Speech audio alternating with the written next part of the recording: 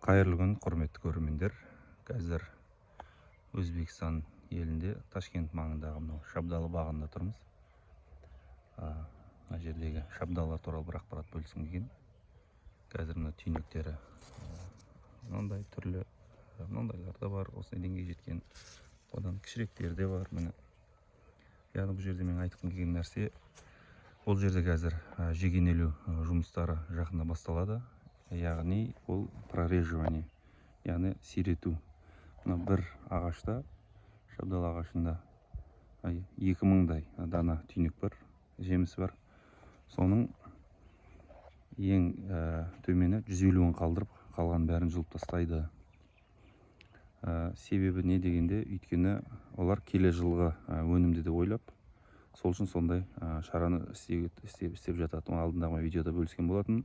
Яғни осы жылдың жазында келер жылдың бүршіктері қалыптасады ағаштың мойнында. Егер де оның мойнында өнім көп болатын болса, келер жылы бүршіктер қалыптасуына энергия жетпей, ол келер жылы өнім аз болып қалады. Сол үшін бұл кісілер де сондай шараны қолға алған жыл сайын.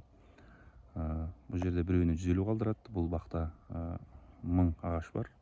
1000 ағаштан әрқайсынан 25 килодан алуға жоспарлап жатырмыз дейді. Сонда 1 гектардан 25 тонна шабдалы алу жоспарлап отыр бұл кісілер. Сұрақтарыңыз болса жазыңыздар, жауап берейік.